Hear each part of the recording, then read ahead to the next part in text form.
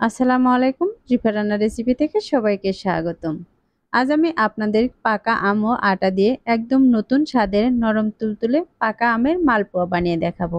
এভাবে একবার বানিয়ে দেখতে পারেন। খুব কম সময়ে রেডি হয়ে যায় আর খেতেও বেশ ভালো লাগে। এত সুন্দর মালপোয়া বানাতে চাইলে ভিডিওর একদম শুরু থেকে শেষ পর্যন্ত দেখতে হবে। তাহলে দেখবেন আপনাদের মালপোয়াগুলো খুবই সুন্দর হবে। আশা করছি প্রতিদিনের মতো আমার আজকের রেসিপি আপনাদের কাছে খুবই ভালো লাগবে। ভালো লাগলে ভিডিওতে একটি লাইক দিয়ে চ্যানেলটি সাবস্ক্রাইব করে আমার পাশে থেকে সাপোর্ট করার অনুরোধ রইল। তাহলে এবার চলে যাচ্ছি মূল রেসিপিতে। এই রেসিপিটি বানানোর জন্য প্রথমে একটি আমকে খোসা ছাড়িয়ে আমি এভাবে কেটে নিয়েছি। এখন এই আমটাকে আমি এরকম ছোট ছোট পিস করে নিয়েছি। এটাকে ব্লেন্ডারে দিয়ে ব্লেন্ড করে নিব। এখন আমি একটি মিক্সিং বলে দিয়ে দিচ্ছি হাফ কাপ পরিমাণে সুজি আর দিয়ে দিচ্ছি 1 কাপ পরিমাণে আটা। আটা বা ময়দা যে কোনো কিছুই দিতে পারেন।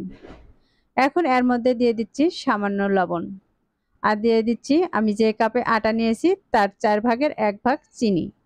এখন এই শুকনো উপকরণগুলোকে একটি হ্যান্ড উইক্স দিয়ে আমি খুব ভালোভাবে মিশিয়ে নিব। এগুলো মিশিয়ে নিলে দেখা যাবে আটাগুলো কিন্তু আর দলা পেকে থাকবে না, সুজির সাথে খুব ভালোভাবে মিশিয়ে যাবে। এখন এগুলো মেশানো হয়ে গেছে আর এখানে দিয়ে দিচ্ছি 1 কাপ পরিমাণ আমের জুস। আমি যে আমটাকে ব্লেন্ডারে দিয়ে ব্লেন্ড করে রেখেছিলাম সেখান থেকে 1 কাপ পরিমাণ দিয়ে একটি হ্যান্ড উইক্স দিয়ে আমি ভালোভাবে মিশিয়ে নিব। এটাকে প্রায় 1 মিনিটের মতো এভাবে নেড়েচেড়ে মিশিয়ে নিচ্ছি। আর মেশানোর পর দেখেন এর ব্যাটারটা কিন্তু অনেকটাই ঘন রয়েছে। তার জন্য আমি এখানে আরো হাফ কাপ পরিমাণে আমের জুসটা দিয়ে দিচ্ছি। যদি মনে হয় ব্যাটারটা আরো ঘন হয়ে রয়েছে তাহলে কিন্তু আরো সামান্য কিছু পরিমাণে দিতে পারেন। এখন আমি এগুলোকে খুব ভালোভাবে মিশিয়ে নিব। এই ব্যাটারটা কিন্তু খুব ঘনও হবে না আবার খুব পাতলা হবে না, খুব মোটা একটি ব্যাটার তৈরি করে নিতে হবে। এগুলো আমার কিন্তু একদম রেডি হয়ে গেছে। এখন এখান থেকে আমি হ্যান্ড উইক্সটা উঠিয়ে নিচ্ছি।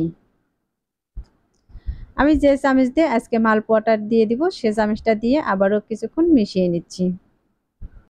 এখানে আমি কিন্তু সুজি দিয়েছি আর সুজিটা গোটাই দিয়েছি, এই জন্য খুব বেশি সময় নেই, এগুলো কিন্তু মিশাতে হবে। এগুলো মেশানোর পর দেখেন সুজিটা কিন্তু একদম গলে গেছে, এটা কিন্তু আর দানা ভাব নেই। এই ব্যাটারটা কিন্তু পিঠা বানানোর জন্য একদম রেডি হয়ে গেছে। এখন আমি এখানে একটি কড়াই নিয়েছি আর তার মধ্যে দিয়ে দিচ্ছি পর্যাপ্ত পরিমাণে তেল। এই তেলটাকে কিন্তু খুব ভালোভাবে গরম করে নিতে হবে। এখন একটি চামচ দিয়ে সামান্য কিছু ব্যাটার এর মধ্যে ঢেলে দিচ্ছি। আর দেওয়ার পর দেখেন এগুলো কিন্তু নিজে নিজে উপরে চলে এসেছে। এগুলো এক পাশে একটু লাল হয়ে আসলে উল্টিয়ে দিব। আর এখন ভাজা হয়ে গেছে, তেল ঝরিয়ে উঠিয়ে নিচ্ছি। এবার আমি আরেকটি পিঠা বানিয়ে দেখিয়ে দিচ্ছি। এই পিঠাগুলো কিন্তু খুবই নরম তুলতুলে আর অনেক ফুলকো ফুলকো হয়েছে। যার দাঁত না আছে তাও কিন্তু এই পিঠাগুলো অনায়াসে খেয়ে নিতে পারবে। একইভাবে এই পিঠাকেও আমি ভেজে নিয়েছি আর এটাকে তেল ঝরিয়ে একটি প্লেটে উঠিয়ে নিচ্ছি।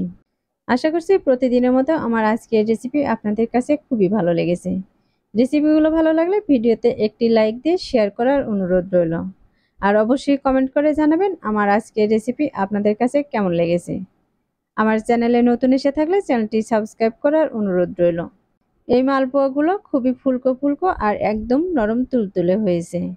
আবারও কথা হবে পরবর্তী কোনো রেসিপি নিয়ে। সবাই ভালো থাকবেন, সুস্থ থাকবেন আর আমার ভিডিওর সাথেই থাকবেন। আমার জন্য দোয়া করবেন। আল্লাহ হাফেজ।